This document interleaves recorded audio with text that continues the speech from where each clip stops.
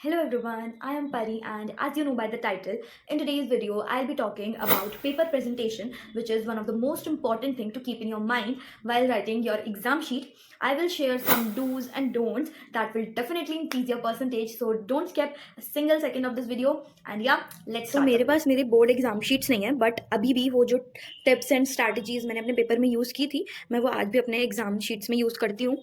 तो first tip is to write the whole answer in MCQ. अब कुछ बच्चे क्या होते हैं, एंड मेरे प्री बोर्ड्स में 10th के मैं यही करती थी कि खाली MCQ का ऑप्शन लिख देती थी एंड बाकी का नहीं लिखती थी. So this is the particular mistake which I am highlighting. Then make sure to draw margins. अब मार्जिन का जो विड्थ है वो आप अपने अकॉर्डिंग देख सकते हो. जैसे कि अगर आपका इंग्लिश का पेपर है या फिर SST का है तो उसके अंदर इतना ज़्यादा रफ वर्क की ज़रूरत नहीं पड़ती है, तो आप मार्जिन को अपने अकॉर्डिंग एडजस्ट कर सकते हो. वाइल अगर आपका मैथ का या साइंस का पेपर है उसमें रफ वर्क की ज़रूरत होती है तो आप उसको और ज़्यादा ब्रॉड कर सकते हो. Then make sure to put a heading for which section you are starting. तो जैसे कि मैं A सेक्शन से स्टार्ट करी थी तो मैंने लिखा है कि मैं A सेक्शन से स्टार्ट करी, मैंने A सेक्शन स्टार्ट का है. तो ये आप अपने SST के पेपर में कर सकते हो. सारे पेपर में ही करना है, बट SST में आप अपना सेक्शन डाल के उसके आगे लिख सकते हो कि पॉल साइंस, हिस्ट्री और ज्योग्राफी एंड व्हाटसोएवर.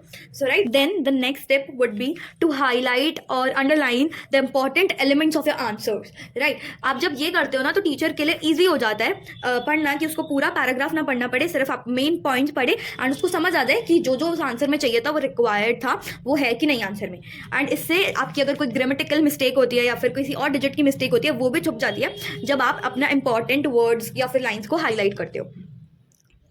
देन अगर आपके पेपर में डायग्राम्स बनाने को आते हैं तो डायग्राम को बना के properly very neat and clean बना के उसको अच्छे से लेबल करना है ईच एंड एवरीथिंग. अगर पेपर में नहीं भी बोला है तब भी आप लेबल कर दो, ठीक है. And next, this is specially for your maths and science exam, कि अगर आप कोई क्वेश्चन सॉल्व कर रहे हो एंड क्वेश्चन सॉल्व करने के बाद जैसे फॉर्मूला होता है एंड आंसर होता है, उसको आप अच्छे से अंडरलाइन या फिर ऐसे बॉक्स में डाल के छोड़ो ताकि इजी रहे एग्जामिनर के लिए आंसर चेक करना. ठीक है, जैसे फॉर्मूले को मैंने अंडरलाइन किया है एंड अपने आंसर को मैंने ऐसे बॉक्स में डाला है. देन नेक्स्ट, आप जो भी आंसर लिख रहे हो उसमें अच्छे से स्पेसिंग दो. जैसे फॉर एग्जांपल ये आंसर 1 है एंड ये आंसर 2 है, तो इसमें से अच्छे से 2 लाइन्स का गैप दो एंड देन आंसर 2 को शुरू करो. इससे नीट भी लगता है एंड और कन्फ्यूजन भी नहीं क्रिएट होती है. देन आप जो भी क्वेश्चन अटेम्प्ट कर रहे हो ना उसमें नंबरिंग अच्छे से दो. नंबरिंग में गलती हो जाएगी तो आपका क्वेश्चन पूरा गलत हो सकता है, ठीक है. तो आप अच्छे से नंबरिंग दो. फॉर एग्जांपल ये 33 क्वेश्चन था एंड इसके 2 पार्ट्स थे, तो मैंने 33 के लिए अलग नंबरिंग डाली है, 2 पार्ट्स के लिए अलग डाली है एंड बाकी पॉइंटर्स के लिए अलग डाली है. तो इससे कन्फ्यूजन बहुत हद तक क्रिएट नहीं होती है एंड पेपर नीट भी लगता है. So this was it for the video. And at the end ये बहुत सारे बच्चों को कन्फ्यूजन रहती है कि बॉल पेन यूज़ करें या फिर जेल पेन.